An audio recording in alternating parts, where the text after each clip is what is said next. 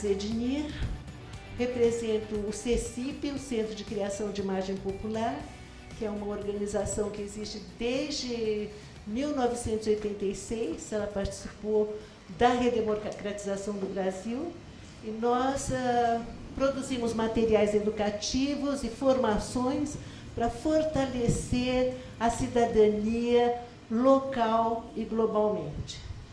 O CECIP foi fundado pelo Cláudio Checon, pelo próprio Paulo Freire e por outros educadores e artistas com essa missão. Eu estou muito feliz de ter sido convidada pelo Instituto Fazendo História para falar sobre esse tema que me apaixona. Estou aqui falando em nome do juiz Eduardo Mello, com o qual eu trabalhei, esse tema que é o tema da justiça restaurativa, que é um tipo de justiça que realmente contribui para fortalecer a capacidade dos seres humanos de se tornarem cada vez mais humanos, mais autônomos e mais capazes de nortear o curso das suas próprias vidas. Primeiro, surpresa. Diálogo não é algo que ocorre só entre duas pessoas. Sempre a gente acredita que dia quer dizer dois, o diálogo entre duas pessoas. Não. A palavra diálogos, em grego ali, significa o dia do diálogos, quer dizer através. E o logos, da qual deriva lógica, né, é a palavra. Então, o diálogo é aquilo que se faz por meio da palavra. Esse é o diálogo. Então, o diálogo é aquilo que aproxima. Ele é o contrário da violência. Enquanto existe diálogo, e o diálogo pressupõe o quê? Escuta. E uma escuta com o coração, né? Enquanto existe isso, existe conexão. E quanto mais diálogo existe, maior é o vínculo que se forma. Aquilo que todos aqui concordaram, que é a condição essencial para a gente fortalecer essas crianças e adolescentes com os quais trabalhamos. Certo? Então, agora vamos para a segunda etapa da nossa apresentação, que é exatamente essa história do projeto Justiça Restaurativa, na qual eu entrei, tenho a felicidade de ter participado do começo dessa história, em 2005, né? De ter encontrado uma pessoa que foi o juiz Eduardo Mello, que mudou a trajetória da minha vida quando convidou o CECIP a participar desse projeto, né? Que é um projeto que propõe uma outra visão de justiça. Não aquela justiça que separa o que é certo de um lado e o que é errado do outro, e pune aqueles que são errados e exclui aqueles que são errados e deixa que as pessoas que cometem erros se sintam menores, se sintam mais fracas. Não, é uma outra justiça. É uma justiça que restaura direitos e que restaura o diálogo das pessoas consigo mesmas, com o outro e com a comunidade mais ampla, baseada nesses valores básicos: diálogo, respeito mútuo, responsabilidade e trabalho em rede. O projeto de justiça restaurativa, a ideia de justiça restaurativa é uma ideia muito antiga. Ela vem de comunidades de nativos. Aquilo ali é uma comunidade maori da Nova Zelândia. Mas também as primeiras nações no Canadá e comunidades na África usavam esse tipo de justiça. Quando alguém transgride uma regra, quando alguém faz algo muito errado, o que se faz nesses locais? Toda a comunidade se reúne, porque aquilo que um de nós faz atinge todos os outros.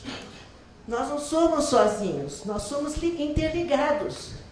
Cada um de nós é como se fosse um neurônio dentro do cérebro. O que acontece com o neurônio repercute em todos os outros. Comunidades nativas têm essa sensação intuitiva. Então, quando acontece algo grave, a comunidade toda se reúne. E, em conjunto, eles vão escutar a pessoa que transgrediu aquilo ali. Eles vão escutar as pessoas que foram afetadas por aquela transgressão. Aquele que transgrediu a norma vai escutar a repercussão do que ele fez nos corações dos outros. E depois, juntos, a comunidade, quem transgrediu e os diretamente afetados, vão descobrir o que fazer para reparar o erro, para reparar o dano cometido. Esse é o foco. Não é a punição, é aquilo que estava sendo falado aqui. É a reparação do que foi danificado, prejudicado por uma situação de violência. Quando o juiz Eduardo Mello resolveu instaurar e começar esse projeto de justiça restaurativa foi iniciado pelo Ministério da Justiça brasileiro em 2003, em 2005 começou a implementar em São Caetano em escolas. E por que ele fez isso? Porque as escolas, da década de 90 para cá, vinham tratando os conflitos que ocorriam nas escolas de uma maneira cada vez mais drástica. E cada vez mais aquilo que antes era tratado dentro do sistema disciplinar, com uma advertência ou com uma suspensão, começou a ser criminalizado. Então, quando se tratava de adolescentes, as escolas começavam a chamar a polícia e fazer boletins de ocorrência. Com isso, por exemplo, numa cidade como Campinas, 30% dos boletins de ocorrência de Campinas na década de 90 provinham de escolas, de estudantes que haviam agredido outros estudantes ou agredido os professores ou que haviam destruído o patrimônio escolar. Então, foi assim que o juiz Eduardo, da Vara de Infância e de Adolescência do São Caetano, pensou que era importante os outros juízes mudar esse modo de olhar o conflito e a violência. E começou o projeto. Mas agora a gente pode ouvir o próprio juiz Eduardo e as pessoas que participaram disso, falando um pouquinho, 3 minutos, sobre o que foi o projeto em São Caetano. Qual que era a ideia inicial? Nós quisemos trabalhar com 3 escolas piloto, foram envolvidos todos os diretores de escola da cidade e nós queríamos evitar que os conflitos escolares viessem para no fórum. Uma escola mais justa e uma justiça mais educativa. Esse é o desafio comum de justiça e educação. Garantir aos adolescentes seus direitos individuais e sociais e, ao mesmo tempo, fazer com que eles cumpram seus deveres e suas responsabilidades. A escola não tem lidado bem com o conflito nem com o erro. Geralmente, ela trata o conflito, o erro, a transgressão da norma de uma maneira muito punitiva. E com isso, com a punição, as pessoas não aprendem. Renan Figueiredo, estudante de 17 anos, protagonizou um conflito com uma professora. Ele foi acusado por ela de agressão. Mas Renan conta outra história. O meu conflito foi mais direto com a professora, porque no momento, né, a sala inteira estava uma bagunça e eu acho que eu, por ser o mais velho, né, eu ainda estava sentado na primeira carteira na frente dela, ela vinha direcionando a palavra direto a mim. Ficava, você é pichador, você é ladrão. Aí eu falei um palavrão pra ela, né. Aí ela veio, xingou minha mãe, xingou minha família, me ofendeu. Aí eu comecei a ficar nervoso com ela, levantei a mão pra ela, fui em direção dela falando alto. A professora registrou um boletim de ocorrência contra o aluno. Fiquei meio assustado, né? A mulher aqui no fórum foi lá em casa me chamar, falava que era só comigo. Pode ser que pra gente não tenha dimensão, mas pra quem vai pro fórum, as mães dizem assim, eu nunca tive um fórum. Então assim, pra eles é um negócio absurdo. Mas antes da audiência no fórum, Renan e a professora resolveram o conflito num círculo restaurativo na escola. Acho que a parte mais legal que teve foi a que os dois ficaram juntos no círculo, né? E ela saber esperar e ouvir o que eu estava dizendo. Nesse momento, a escola não tem que se esquivar do conflito que acontece dentro da escola. Ela tem que se sentir capaz de ser, pelo menos, uma participante na resolução do conflito. O círculo termina com algo que a gente chama, mais do que um acordo, a gente gosta de chamar plano de ação. Um plano de ação é um relato final de um círculo, onde consta todos os combinados que os integrantes que participaram ali desse círculo vão fazendo para reparar os danos e para pensar formas de impedir que essa situação se repita. Renan e a professora chegaram a um plano de ação bastante criativo. Ela é professora de inglês, né? Nós dois teríamos que fazer uns cartazes sobre a não violência, sobre pichação na escola. Só que ela escreveria todas as frases em inglês. Aí ela me passava as frases, eu tinha que traduzir e nós dois tínhamos que montar junto a cartolina no sábado. A importância disso é que o acordo ele tem valor legal. A partir do momento que essas pessoas chegam no acordo, o promotor o analisa, verificando se for respeitoso para todas as pessoas, e vem junto com o advogado, e vem para mim e eu homologo, chancelo isso como válido. Essa modalidade de círculo do qual o doutor Eduardo estava se referindo é o círculo restaurativo em parceria com o sistema de justiça, que inclusive os acordos são homologados no fórum.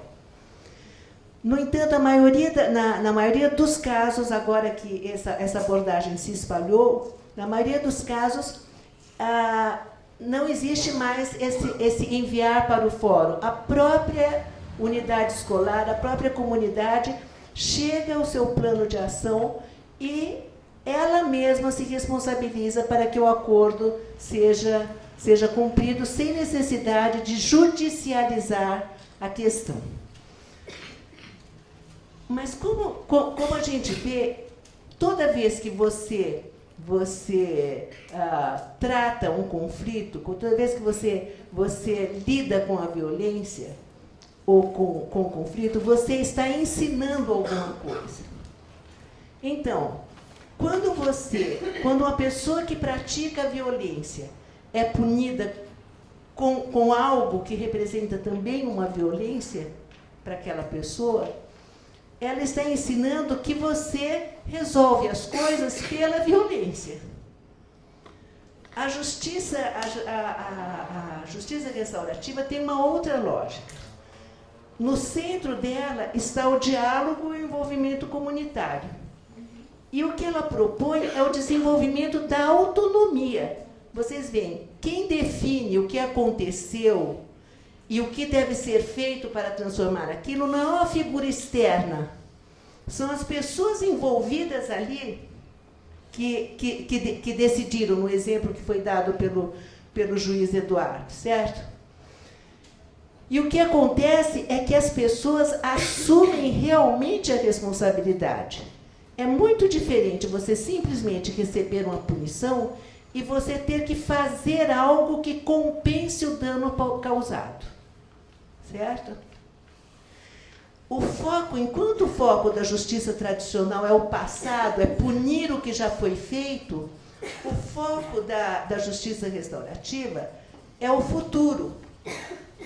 Enquanto o foco da justiça tradicional é descobrir o culpado e punir esse culpado de uma maneira proporcional ao dano cometido, o foco da justiça restaurativa é restaurar as interações, restaurar os direitos que estavam sendo violados ali, entendeu? E restaurar, então, o diálogo que havia sido rompido por conta da violência, né? Esse diálogo no círculo restaurativo que foi aplicado em São Caetano do Sul, que é o Círculo Restaurativo do Modelo da Comunicação Não Violenta, o que acontece é, você coloca num círculo o ofensor e a pessoa que recebeu a agressão. E aí tem uma coisa interessante. Você descobre que aquele que foi o ofensor, muitas vezes ele foi vítima daquele que recebeu a agressão, em um momento anterior. Como foi o caso do menino descrito pelo Dr. Eduardo.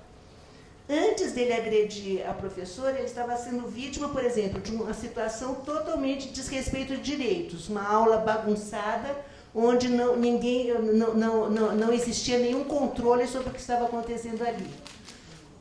Ele foi vítima da fala agressiva da professora em relação a ele, que inclusive ofendeu a própria mãe dele. Como vocês viram, uma coisa que é a maior ofensa que poderia acontecer.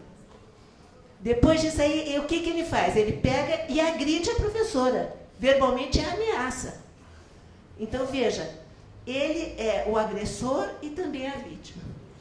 E a professora, ela é a vítima e também a agressora. Então, são papéis fluidos que as pessoas tendem a encarar de forma absolutamente separada e não são. Né? E o que é interessante é que quando eles conversam,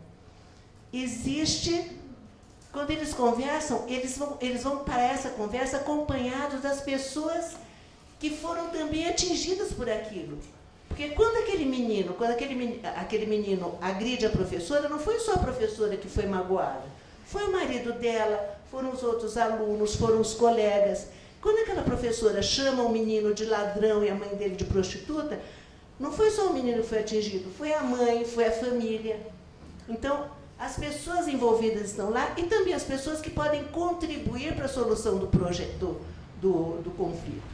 E aí todos eles vão se ouvir com a ajuda de um facilitador, até que aquele que praticou a ofensa consegue escutar a dor daquele que foi ofendido.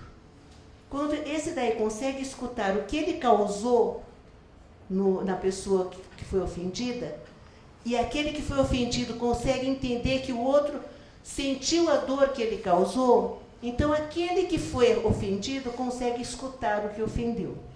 E aí começa a se caminhar no sentido de descobrir o que fazer para reparar o que foi feito. Esse é o modelo do círculo de restaurativo da comunicação não violenta, que tem como consequência o quê? A humanidade dos envolvidos foi restaurada. Aquele menino começa a ver a professora não como aquela megera que chamou a mãe dele de filha de prostituta. Ele começa a ver aquela professora como uma mulher estressada, que trabalha em 3 escolas, que está exausta, que chega lá, não tem apoio da direção. Ele viu aquela professora e viu o que ele causou. E a professora não vai ver mais aquele menino como um aluno que está ali desrespeitando, vai ver aquele menino que trabalha o dia inteiro, que tem que ajudar a mãe, que a mãe não tem um marido, e coisa e tal. Entendeu? Então, a humanidade deles é restaurada, as causas do que aconteceu são examinadas. Então, a gente vê, por exemplo, que a professora não tem domínio de classe, não sabe estabelecer normas de convivência. Por que isso? Como é que a formação dessa professora? Como são as reuniões de equipe? Cadê a coordenação pedagógica? Precisa ver essas causas, certo? E como essas causas vão ser endereçadas, o que acontece? Menos violência. Entende? Então, isso começou, então, em São Caetano, com 3 escolas em 2005. Esse processo foi sistematizado e ele começou a se expandir. 10 anos depois, o que nós temos? Justiça restaurativa, justiça e educação, abordagens restaurativas adotadas pela Secretaria de Estado de Educação como uma política pública. Ou seja, qualquer escola que quiser adotar esse sistema para lidar com o conflito, pode. Entendeu? E outras organizações, além do CECIP, surgiram, e até recomendo a vocês entrarem em contato com a mídia ativa, que tem foco aqui em São Paulo, mídia ativa, o Laboratório de Convivência, exatamente para capacitar esses facilitadores de práticas restaurativas. E quando a Justiça Restaurativa fez 10 anos aqui no Brasil, nós tivemos esse seminário em Santos com 700 pessoas de cerca de 40% dos municípios de São Paulo e diversos estados brasileiros, falando de quanto elas estavam aprendendo e quanto elas estavam transformando por causa da justiça restaurativa. Muito bem. Mas então agora vamos ver, falando daquelas violências que vocês identificam no corpo, no comportamento das crianças e dos jovens que vocês acolhem, né? E de como lidar com a maneira violenta que às vezes eles têm de reagir em resposta às violências que sofreram, né?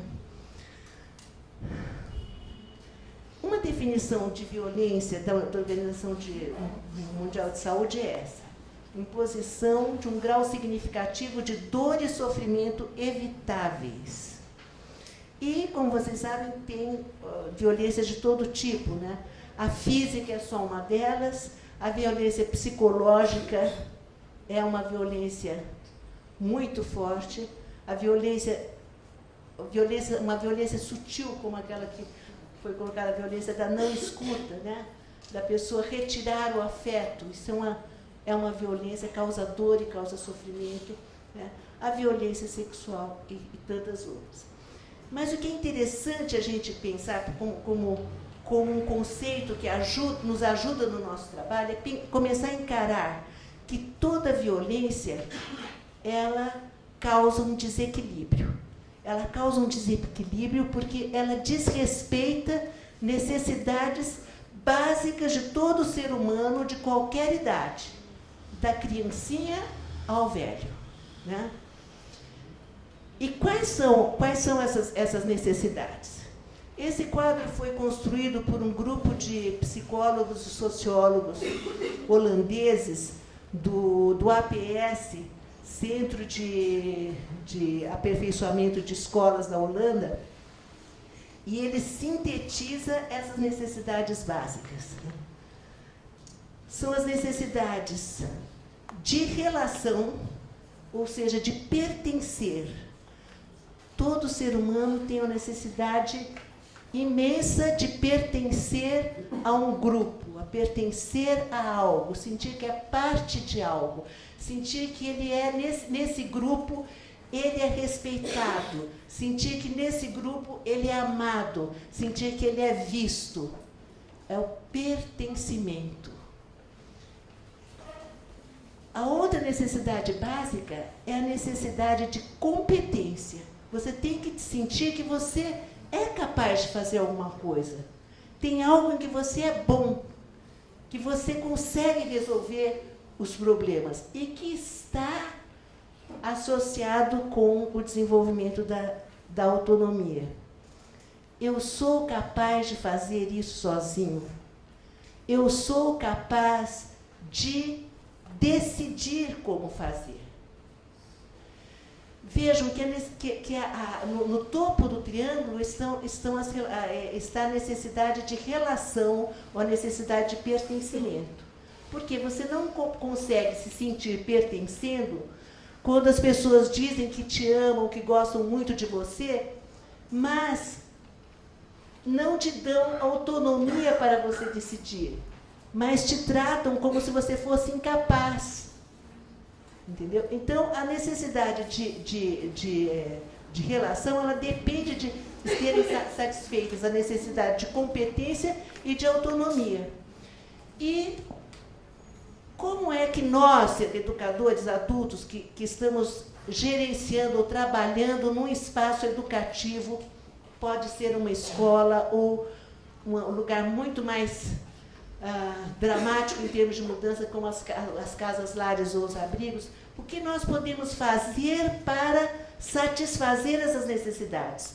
Nós temos que desenvolver ações que promovam interação para satisfazer a necessidade de pertencimento. Então, pensem, o que você faz no abrigo ou na casa-lar para desenvolver a interação entre aquelas crianças e jovens que estão ali. E entre aquelas crianças e jovens que estão ali e as suas escolas e os seus professores. E a comunidade mais ampla. Pensem nisso. Vocês também têm que desenvolver ações de instrução para desenvolver competências. Por quê? A instrução você vai dar sugestões, orientações de como fazer as coisas. Dependendo das instruções que você dá, você vai fazer com que aquelas crianças se sintam competentes ou incompetentes. E aí, como estava dizendo a Yara, que você tem que fazer a coisa sob medida. O que aquela criança, você sabe que aquela criança vai fazer bem? Você vai desenvolver uma atividade onde aquela criança, que em tudo ela dá errado, tudo ela faz errado, mas aquela coisinha ela faz bem. Desenvolva ações onde ela, junto com os outros, possa se destacar. Ela vai se sentir competente. São ações de instrução. Ações de gerenciamento, ações de organização, para que as pessoas desenvolvam autonomia. Também tudo isso é pensado. Desenvolver situações onde as crianças e jovens tenham escolha entre isto e aquilo. Quanto mais escolhas as crianças tiverem entre fazer isso ou fazer aquilo, fazer isso e aquilo, mais elas vão desenvolver autonomia. Quando se desenvolvem, quando nós adultos, educadores, somos capazes de desenvolver essas ações de forma integrada, o que ocorre? Nós vamos oferecer desafios àquelas crianças e jovens, mas, ao mesmo tempo, nós vamos oferecer o apoio para que elas possam, para que elas possam enfrentar aqueles desafios. Né? E, com isso, o que vai acontecer? A base de confiança vai aumentar. Você percebe que, quando você tem em mente esse triângulo, em tudo que você faz enquanto adulto, você está garantindo um ambiente coletivo, equilibrado, harmônico, que vai ser avesso à violência, porque tem muito diálogo aí. Quando a violência ocorrer, ela vai ser um evento e não um clima, um ambiente, um evento que pode ser mais facilmente absorvido pelo coletivo. Certo? Você tem um caso de violência. Você tem um caso de violência quando as necessidades de pertencimento, competência e autonomia foram desrespeitadas. E isso ocorre por causas externas ao grupo. É aquilo que as crianças já vêm com aquilo. Elas tiveram seus direitos desrespeitados, elas sofreram abuso de autoridade, elas sofreram violência, tudo isso está lá fora, né? E tem um impacto muito grande sobre elas. As necessidades delas não podem ser satisfeitas totalmente por conta dessas condições. No entanto, as causas internas ao grupo são aquelas determinantes para que haja violência ou não. Porque, se você consegue desenvolver vínculos fortes, se você consegue trabalhar as normas de convivência coletivamente e ter um consenso sobre essas normas e ter negociações periódicas sobre essas normas, se você abre canais para que as crianças e adolescentes participem da organização daquele espaço, das atividades que ali ocorrem, né? Se você desenvolve habilidades de comunicação e de manejo de conflitos, que são habilidades simples, como saber escutar com o coração sem interromper, fazer perguntas, parafrasear o que a outra pessoa diz, pressupor intenções negativas, são normas simples de colaboração que se aprende. E que você como adulto, aprende e ensina as crianças isso daí. Se você desenvolve rotinas com as crianças que fazem sentido para ela. Da mesma forma como uma escola que transmite conhecimentos absolutamente fora do contexto, que não fazem sentido nenhum para elas, é uma escola que está promovendo violência, um abrigo ou uma casa de acolhimento que tem rotinas que não foram discutidas com as crianças, que elas não entendem por que fazer aquilo, que não tem lógica nenhuma, está criando um clima propício para a violência. Certo? Então, trabalhando... Agora, quando você desrespeita, quando as crianças e adolescentes têm suas necessidades desrespeitadas, o que acontece? O equilíbrio se rompe, as pessoas ficam frustradas, e aí acontece aquela coisa incrível que é aprender a lidar com a frustração. Quando nós somos adultos, nós somos frustrados o tempo todo e nós desenvolvemos estratégias para isso. Né? Então, para isso, em relação à criança e adolescente, a necessidade de apoio para que elas possam resistir criativamente à frustração. Como? Olhando as forças e não as fraquezas. E reforçando tudo de bom, todo o potencial criativo daquelas crianças e jovens, principalmente por meio de atividades artísticas. É a música, são as artes plásticas, a dança, o grafite, o cinema, tudo isso que vai tornando a criança e o adolescente mais forte para poder resistir e transformar aquelas marcas da violência que eles sofreram, aquela marca do abandono, das necessidades não satisfeitas deles. Né? Vejam bem, até aqui era agressividade. Se eles têm apoio, essa agressividade se transforma em criatividade. Mas se não há apoio, a frustração das necessidades básicas de pertencimento, autonomia e competência vão virar agressão, e essa agressão que é a violência.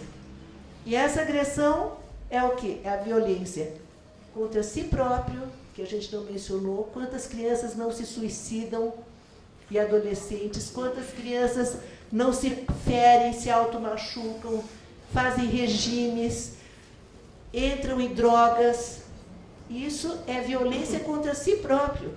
Né?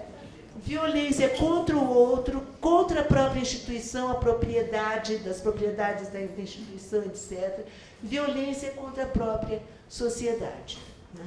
Então, vejam como é importante prevenir antes de chegar, que tem muita coisa para ser feita para criar um ambiente que minimize as possibilidades de violência pelo atendimento às necessidades.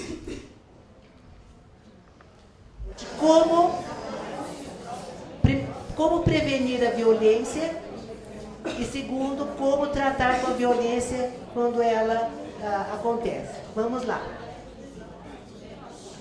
Então, como é que a gente mantém o equilíbrio prevenindo violências? Vamos olhar as imagens. Agora é só leitura de imagens rapidinho. Uma coisa importantíssima é a organização do espaço de maneira que a criança se sinta acolhida quando ela entra lá.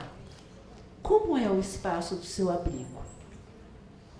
Olhem esse espaço. Isso daqui é uma sala numa comunidade muito pobre, que atende crianças que foram expulsas da escola, convencidas de que eram burras, que não conseguiam aprender. E aqui está se usando uma metodologia que o CECIP ajudou a sistematizar, que é a metodologia Telesala, da Fundação Roberto Marinho, cujo título é Incluir para Transformar. Então, olhem só, os trabalhos das crianças estão na mesa. A gente olha o espaço e você vê a cara das pessoas que frequentam ali, refletida nas paredes. O espaço onde as mesinhas, as cadeiras agrupadas em trios, para que as pessoas possam interagir durante a atividade. Né? Isso é um espaço, né, no qual os adolescentes podem se identificar, podem se sentir respeitados e amados naquele espaço. Essas crianças parecem crianças de classe média, né? Crianças muito de famílias de posses. Não, essa imagem é feita numa creche na Rocinha. Foi feito, esse projeto que o CECIP desenvolveu foi feito no período de maior violência na Rocinha. Nesse lugar onde as crianças estão ali protegidas, quando elas saem tem tiroteio, entendeu? Tem mortes, tem camburão passando. E naquele lugar existe um espaço onde as crianças, olha ali, está vendo os desenhos? Elas fizeram aquele desenho. Não é nada mimeografado, elas colocaram sua marca no papel, da maneira que quiseram, e aí a professora recortou, colocou no mural, e agora, quando as crianças entram, elas veem o trabalho delas ali. Tá? Aqui é uma imagem do projeto Jovens e seu potencial criativo na resolução de conflitos, que foi feito pelo CECIP nas 50 escolas com maiores índices de violência nas comunidades mais problemáticas do Rio de Janeiro. E essas crianças, então, olha aqui, o uso do stencil, que é uma técnica onde você faz um recorte no papel e aí elas, com o spray colorido, colocam na parede. Isso pode ser usado, por exemplo, para decorar a sala de um abrigo, o quarto das crianças. Se a criança só tem a cama da criança como seu único espaço pessoal, como é que ela pode transformar aquela cama em algo dela, personalizar aquela cama? Né? Nesse projeto, as minhas colegas do Núcleo de Paz do CECIP, elas fizeram uma coisa, elas perceberam que o ambiente estava muito ruim. Então, elas fizeram um círculo só com a seguinte pergunta: o que faz você feliz? E as crianças desenharam e pintaram e escreveram aquilo que as fazia feliz. E com isso tudo, elas criaram uma árvore, fizeram uma árvore de papel, e no pátio colocaram todos os cartazes e desenhos mostrando aquilo que fazia com que elas se sentissem felizes. E isso contribuiu muito para melhorar o clima da escola. Próximo. Isso daqui é um cartaz com as normas de convivência que foi feito no Centro Cultural da Criança, que foi construído pela comunidade no Morro dos Macacos. Eu estava lá no dia da inauguração desse centro. Ele foi criado na entrada do Morro dos Macacos, com recursos que a comunidade conseguiu junto à Fundação Bernardo Van Leer, e o Cláudio, que é o meu chefe lá no CECIP, e arquiteto também, ele desenhou esse espaço de acordo com as necessidades das crianças. As crianças foram ouvidas e ele fez algo que ficou sendo chamado Castelo das Crianças Cidadãs.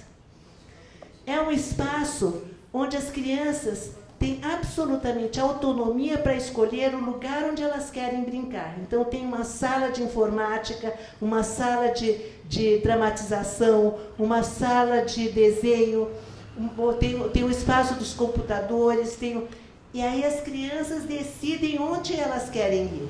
Em cada um desses espaços tem um adulto que ajuda, apoia as crianças naquilo que elas querem fazer. As normas das crianças de convivência são todas definidas em assembleia, onde elas decidem coisas que pode e o que não pode. Então, aqui, elas fizeram desenhos mostrando o que elas acham que pode. Então, tem lá, não pode morder. Não pode tirar, só pode entrar na sala, não pode entrar na sala quando todas as cadeiras estiverem ocupadas. Elas definem. Isso está fixado. Então, não é uma coisa que foi feita por alguém de fora. Não, elas decidiram. Então, vocês percebem que quando alguém descumpre a norma, elas mesmas se autorregulam. uma vai ajudando a outra. E essas normas podem ser redefinidas, não há nada fixo, entendeu? Você pode fazer novas assembleias para mudar as normas quando elas não são mais adequadas àquela situação. É fluido. Então, isso foi Morro dos Macacos, na inauguração disso, eu lembro, estava lá a senhora que iniciou tudo isso e os tiros. A gente escutava os tiros percorrendo. Quer dizer, no meio da maior violência, você pode criar espaços de paz. E aí, como é que você restaura o equilíbrio quando a violência é rompida? Aí tem os círculos, aí vem os círculos restaurativos, que mesmo no ambiente totalmente equilibrado, cada criança tem as suas dores, os seus sofrimentos e vai reagir praticando atos de violência. Então, o que você faz? Você não vai lá e define o que você vai fazer para punir aquela criança. Você senta com essa criança, com o grupo, em círculo, e aqui é uma outra modalidade de círculo, que não é aquele círculo que eu falei anteriormente, que é o círculo, esse daqui chama-se Círculo de Construção de Paz. Então, é uma modalidade de círculo muito bonita, onde você coloca no centro objetos que representam os valores daquele grupo. Então, se aquele grupo, por exemplo, gosta de jogar bola, e a bola é um valor importante, dentro do centro vai ter uma bola. Entendeu? Sempre é algo que lembra, se aquele grupo, para aquele grupo é importante o afeto, o carinho, coloca um coração ali. Então, as pessoas ficam em círculo, tem um facilitador que se chama o guardião do círculo, que aqui no caso é essa pessoa aqui da frente. E aí, esse guardião do círculo vai fazer rodadas de conversa com aqueles participantes, que vai através de perguntas. Como você está se sentindo agora? Aí as pessoas todas vão falar, quem não quer falar não fala. E isso é garantido porque existe uma coisa que se chama peça de fala, que você define também junto com os participantes.